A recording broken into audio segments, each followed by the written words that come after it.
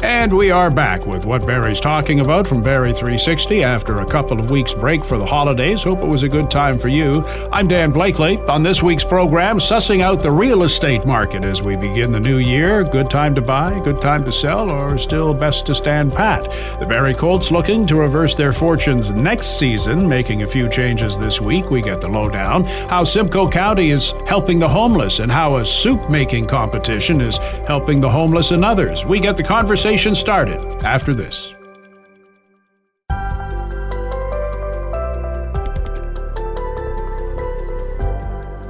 A new year, and there is new hope for the real estate market locally. High interest rates have taken a lot of steam out of the market, but there's some light starting to shine at the end of the hallway. Barrie 360's Ian MacLennan gets the lay of the land from local realtor Peggy Hill. The so-called experts, the analysts, are predicting that we could see a market rebound nationwide, depending on whether the Bank of Canada starts cutting its key interest rates. How much of that was a factor last year in terms of interest rates, mortgage rates, and on the market locally? So I think the biggest misconception about real estate in 2023 was that there were no buyers. There were buyers. We had tons of buyers. They just couldn't qualify in order to buy. So those buyers are still there. And it only makes sense as the rates come down that those buyers will re-engage in this market. So I think when you look at the market as a whole, it's very healthy. We have listings. We don't have that many listings, so it's not like saturated by any means. However, as the rates come down, real estate will get sparse again. I think the sweet spot in real estate in Simcoe County, because everywhere is different. 4% seems to be a trigger for a lot of activity. And right now we're at 5%. We are. We saw one lender go just under 5, and then the rest of them will come. The big banks will have to join in. But when you see rates get to about 4%, that's when you see bidding wars. That's when you see, the frenzy come back in real estate. At 5%, we're cruising. We're smooth, we're cruising. But what about the listings themselves in terms of the price? I think it was average of $681,000 in Barrie in November, right? And which was a dip from previous. Is that again the market factor, or people obviously want the most they can get for their home? They can, but you have to look at it as if you're buying and selling. If I were buying and selling, I'd be doing it in this market because at least I have choice as far as buying. Because if you wait longer and the rates come down and your price may go up, but so will what you're buying. So I wouldn't wait if I were buying and selling. If I were strictly selling, I might throw the dice and wait a couple of months and see where the Bank of Canada lands. And the bond market has a mind of its own. So we've seen the bond market drop, which makes the 5-year fix drop. Now, when the Bank of Canada actually starts dropping and they're thinking it'll probably be middle of the year, that's when we'll see more activity in the variables and in the 5-year fixed. And what was the challenge for you, say, in 2023 when people are concerned, obviously, about interest rates? You say people have been shut out because of that 5% factor. What was your challenge as a realtor? So I found my greatest challenge last year was people would ask me, is this a good time to sell? And it's very difficult to tell somebody, yes, it's a good time to sell when you don't believe it in your heart that it's not. But the problem is we didn't know when the next best time was coming because it's been doom and gloom for a lot of 2023. And it isn't even a matter of getting somebody qualified because I could get somebody qualified, but does it make sense? Am I going to talk you into buying a townhouse that's going to cost you $5,000 a month to carry? Absolutely not. No. That's insane. So that was a very, very tricky situation. And we have come down. We went up April and May when the rates were about 4.25.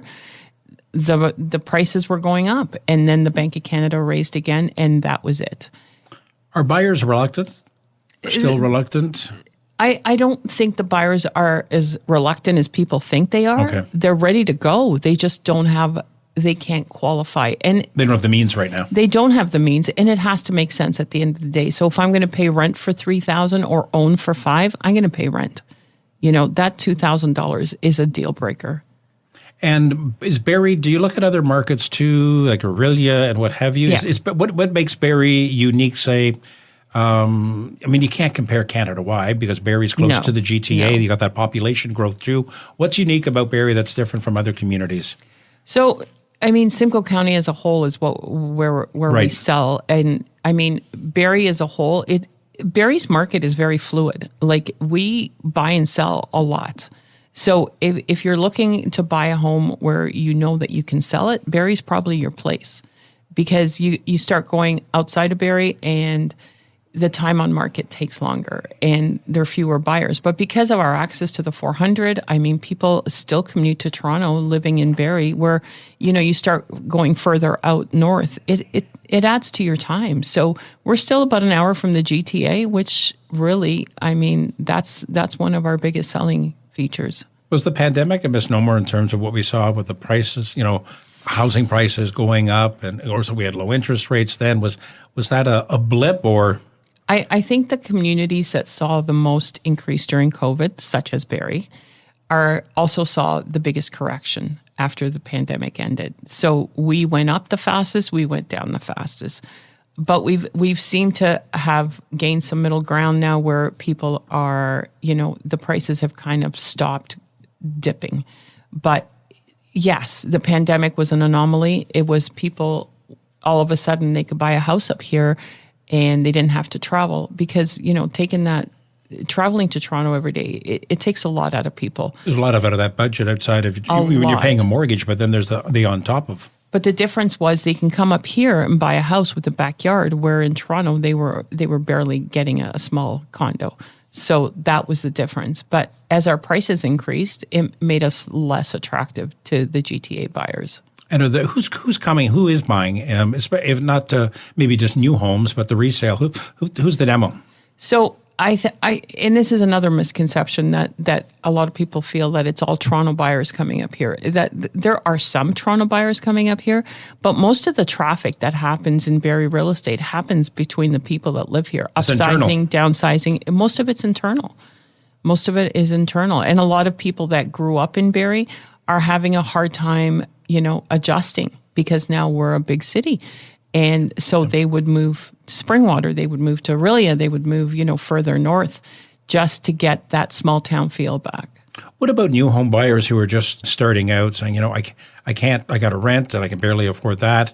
I can't do Barrie. I do have to look outside, and people seem to look north. Is that the smart solution, or? It is. I think the smartest thing to do is, if you can get into this market, get into this market. And if that means buying in Midland, or if that means buying further north, then I would get in it, like, no matter what, because there will come a time when it would be impossible to get into this market. So while we're in a pullback, I would probably be the time that I would be looking to get into the market. We were talking to somebody back, I remember the early 1980s, interest rates are through the roof.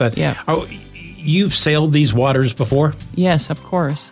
But we have never What's different, though? We haven't had rates this high and house prices this high. So that's the difference. In the 80s, yes, we had 20% interest rates, but houses were $200,000. When you try to do that now, it's impossible. It's impossible. Over 6% is what kills our market. 6% interest rates kills this market. As Peggy mentioned, one lender has already taken some rates below the 5% mark, the hope being the Bank of Canada will start lowering its rate instead of holding the line as it has the last couple of times it's considered its trend-setting rate. The Barrie Colts are on the outside of the playoff picture looking in. The OHL trade deadline passed this week. The Colts, sellers this year, looking ahead to next year. Our Will Conkin gets an update from Colts writer and broadcaster Gene Pereira. Long time no talk, Gene, and lots has been going on for the Colts. The trade deadline came and went, and oh boy, we had ourselves some trades. The aim was future assets and young players, but maybe before we get into the moves, how would you rate the Colts trade deadline overall? Well, when you look at the deals that were made and the way it worked out, I think probably a C+ is a fair grade, and I just think the Punnett in the Thornton deals, when you look at those especially, I think Thornton returning back late, kind of tough to move an overage goalie. And Punnett was a surprising player that you thought a lot more teams would be interested in, and the Colts had to kind of work to get him a deal to a contender. And so I think when you look at the overall grade, probably a C+ is fair, which isn't bad. They added some assets, but I think they probably expected a little bit, a couple of bigger deals. So maybe we'll start from start to finish with the timeline of how things unfolded. So they wrapped up last weekend with a win over the Sioux Greyhounds. Then a day later, lined up a trade with them. So Jacob Frasca is on his way to Sault Ste. Marie. What do you make of the trade? Sad to see Frasca go. He was a good player for the club. And what did the Colts get in return? Yeah, that's a deal that I thought was really good for both teams. Obviously the Greyhounds get a great veteran, Frask, who's one of the top face-off guys. He's going to help them there, can help them on the power play penalty kill. He's going to be an outstanding pickup for the Sioux, and the Colts got a pretty good return. A second and a third-round pick for an overager, 2 high draft picks, and they get a veteran, Brendan Sierzati, an overager back that can help them in their push for their playoffs, a guy that can kind of step in on that top 6 and provide some offense. So I thought overall it was a very good deal for both teams. It was nice to see Frasca score 2 goals against the Greyhounds in his final game as a Barrie Colt, and you could tell the way he celebrated that he kind of knew he was going to get moved, and I guess the Greyhounds could see firsthand what they were getting that night. So then fast forward one day only, actually. The Colts then made some other moves ahead of the deadline, added 3 more players and 10 draft picks and a conditional pick for overagers Connor Punnett, Anson Thornton, import Edward Chalet, and Olivier Savard. A lot more movement, Gene, in this one. Break it down for us. What are the Colts getting? Yeah, it was Tuesday was the overage deadline at noon, and starting with the overagers, Anson Thornton had been returned to the club. He's injured. He's going to be out another 4 to 6 weeks, and that uncertainty, I think, really hurt them in moving Thornton and getting assets back. And at the end of the day, it was more of a paper move and moving him to Niagara to clear up an overage spot for Ben West. So, when you take it from there,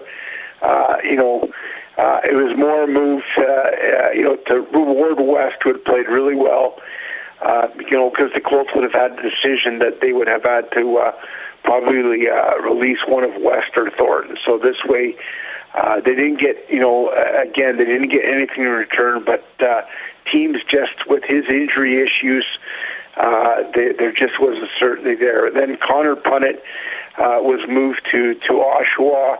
And again, the Colts get Thomas Stewart there, again, a veteran that can log a ton of minutes on the back end of their drive for the playoffs there. And they get a draft pick. And I think, talking to Marty Williamson, that was more of a deal that they wanted to do right by Connor, give him an opportunity. He was more than willing to stay in Barrie and help the young club. But I think the decision was that he would go to Oshawa, and with a chance in a wide-open East there, that he could lead them to some success. Again, the return, I don't think was what they expected, but just with that OA market, all that movement, there just didn't seem to be an open spot for Connor. And I think some of these teams are going to regret not acquiring him. And then the Chalet and Savard deal, it didn't. I think Edward had kind of really struggled. He came in a top first-round pick with the Seattle Kraken, and I think much more was expected. And I think the Colts, with the uncertainty about his return next year, they looked to the future there, and as well had to package Olivier Savard as the Kitchener Rangers. We're looking for a veteran defenseman there, and the Colts get a whole whack of picks there, 8 picks in all, pretty solid return. And as well, they get 2 players from Kitchener and Carl Morty, and a hard-nosed defenseman as well. That that they're going to get more opportunity than they were in Kitchener. They weren't playing much, so an opportunity for these 2 guys, second-year players, to kind of see how they can fill in and they can do more. So a pretty decent return, and certainly a pretty busy deadline day for them as well. So these new look Colts are going to take to the ice against the Niagara Ice Dogs tonight, and then the Brantford Bulldogs on Saturday. Thanks again for breaking all this down for us, Gene. Thanks, Phil.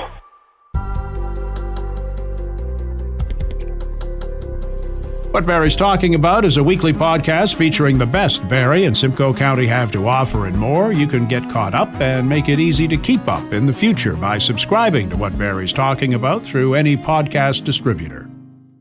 Still to come on What Barrie's Talking About, helping the homeless find shelter on a cold night and how a soup-making competition is helping those in need. Now this. It's cool to care. It's a well-known fact blood transfusion saves lives. It's also a well-known fact that the world relies on voluntary unpaid donations to fill the need for blood. The need for blood never ends. Canadian Blood Services in Barrie is calling on you to help save a life. Please consider donating today. Appointments are mandatory and must be booked in advance. Book today at blood.ca through the Give Blood app or by calling 1-888-2-DONATE. Cool to Care is brought to you by the Peggy Hill team, keeping it real all the way to sold. Reach out now at peggyhill.com. It's cool to care with 107.5 Cool FM. This is What Barrie's Talking About from Barrie 360. I'm Dan Blakely. Want to bring you up to speed on a fundraising effort last fall. Final numbers are in for the annual Soup Off in support of We Unite and Redwood Park communities. Tina Sauvé is the brains behind this event. Tina, how did it come about? The Soup Off is an event that sort of happened actually 9 years ago. We were trying to figure out how to bring communities together to do something philanthropic, and everyone is so busy. And we wanted to do something where people had to roll up their sleeves and to give back to the community. So it sort of organically grew. It was a really fun way to get together and make soup, and Horseshoe Resort really jumped on board and said, we will donate the space, the ingredients, the chefs, and you just make sure we get people here. And we started with 30 people our very first year, and this year we topped up at around 200 participants. Wow. And I believe our revenue in the end, that goes directly back into keeping We Unite going for the year, was, I think it was $13,000. And we made 87 or 84 liters of soup that goes directly to the Redwood community for their Soup Tuesdays. That's awesome. Now, those numbers of people that took part were broken off into different groups. It wasn't each individual making their own soup. Correct. Yes, they're on teams. There are 10 teams, so they're rather large. This year they were very big teams, so we are now trying to figure out another way to do it so more people can get in on making this soup. But yeah, so they all get different actual recipes, so they don't know what soup they're going to make. They get all of the ingredients to make that soup, and then there's a center table that they can really, jazz up their soup. And they compete for the best soup. So we have then 3 chefs that judge the soup. And there's dancing and lots of fun and meeting new friends. Lots of merriment. Yes. Let me ask you this, though. If you have that many people on each of those teams, did you have situations where, there were too many cooks and it spoiled the broth? Honestly, Dan, I wish I could tell you that is the case. Often what happens is there's about 2 or 3 chefs, and the rest are indulging in some beverages and making new friends. But usually there's only a few. And donating to the cause. Yes, absolutely. So tell us about the 2 causes and how important they are. So We Unite has been around now. We're going on our 14th year. I always say I wish I would have known that this was what it would be, because it happened organically. And We Unite really came from just the desire to try to help with isolation and just the ecosystem that we live in today. And so it started as a community group to help families that were in crisis, whether it be a health-related crisis or, a fire, some sort of crisis. And over the years, we've grown to over 500 ambassadors for We Unite. We deliver food when people are now in health crisis, and I have to emphasize health crisis because we do have a challenge with food everywhere now. And then the other aspect of what we do is we really try to support our community members who have lost someone way too early. And so we deliver lanterns on Christmas Eve to remember those people lost in our community. And we do a butterfly release in June to bring life back to those people that have lost their loved ones. And other than that, we just feed people because that's one of the easiest things to do when people really need help. Redwood is actually a really interesting story because at the beginning of Soup Off, almost 10 years ago, we used to go and donate the soup to as many shelters that would take the soup. And Redwood always had their arms open and were always willing to take it. And then they started to ask if they could come and see what it was that happened. And I'll never forget the first year they came because some of their recipients of the soup came to Soup Off, and they thought it was a small group of women in the basement of a church that were building and making this soup for them. And they showed up and saw, well over 100 people that came together, and they were extremely touched. And so now we are so fortunate that on Tuesdays is when they have their therapy sessions, and it's our community soup that supports them after their therapy sessions on Tuesdays. I can hear people asking the question, people who are hearing this, wondering how they can get involved with either. Because everybody wants to help, everybody wants to lend a hand in some way, shape, or form, and this is going to touch some people more than others. How can they get involved? So with We Unite, it's a really unique organization in the sense that we require no financial requirement to get in and support, and we don't require you to commit to a certain amount of hours. It really is meant for being involved when you can and how you can. If your only way to support is financial, then at that time, then we're happy to support our causes that we need financially. And if you want to roll up your sleeves and, help set up for a butterfly release or make a meal for a family who really needs it, that's how you can get involved with We Unite at join at weunite.ca. As far as Redwood, I would encourage everybody to check out Redwood.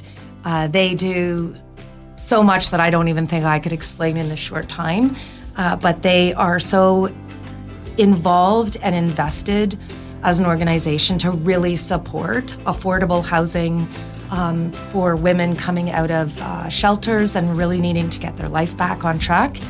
And there's such a wide scope. They lobby at government levels to help support those less fortunate than us. And just look up Redwood Communities, and there are many ways that I think the community can get involved in. If you want to get involved in this year's Soup Off, mark the date down. It's November 15th. To learn more about We Unite, the website is weunite.ca, and you can find Redwood Park Communities at redwoodparkcommunities.com. Not a lot of extremely cold nights yet this winter, but a few, prompting the opening of overnight shelters for those who want to take advantage of them. Our Ian MacLennan is back in conversation with Mina Fayez-Bagat, General Manager of Social and Community Services with the County of Simcoe, about what services the county is providing and how those services are growing.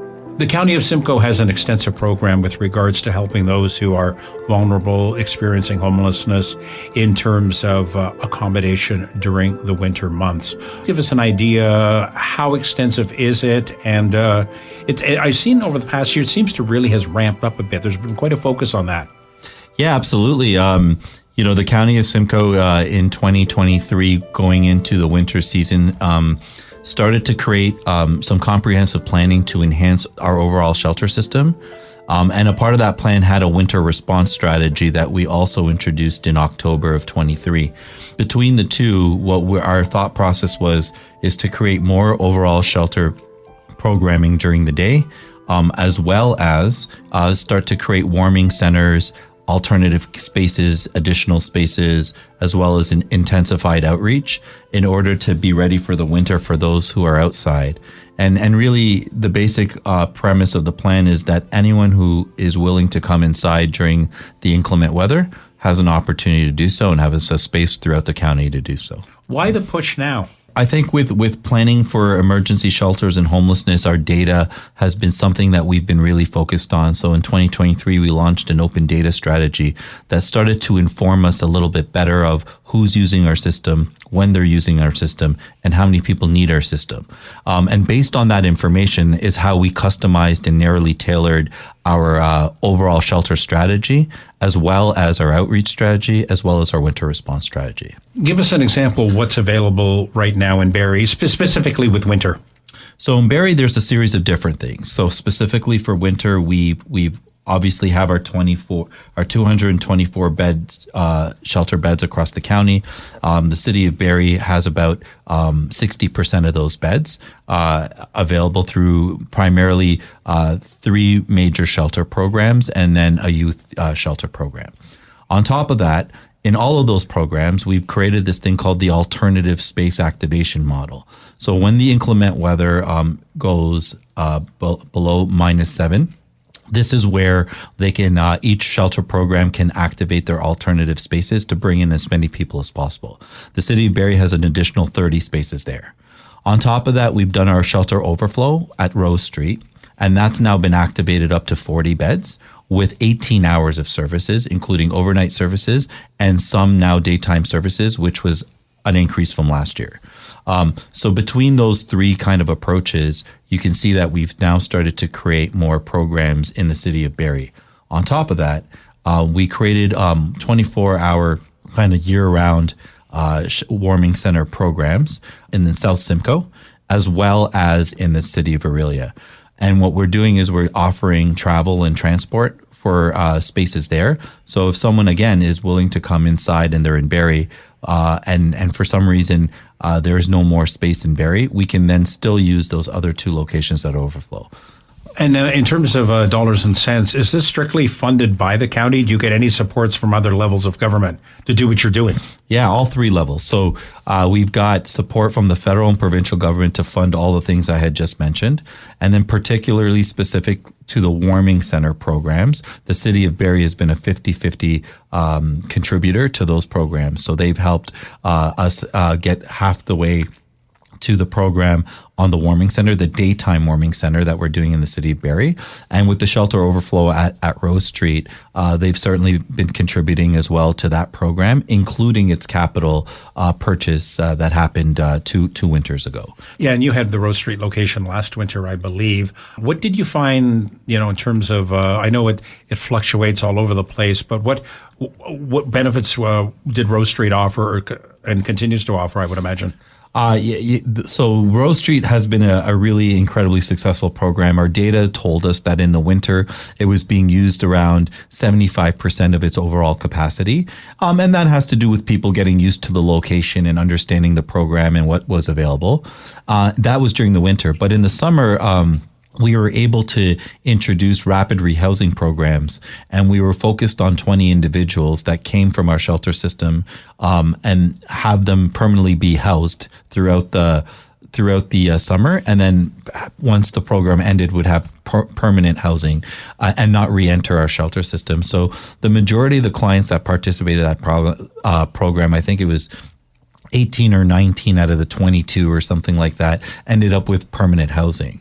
So this facility taught us that we can use it for emergency overflow as a shelter, but also as a housing program to get people directly housed and out of the shelter system. So if you think about it, 22 beds were also opened up by the use of the program in the summer.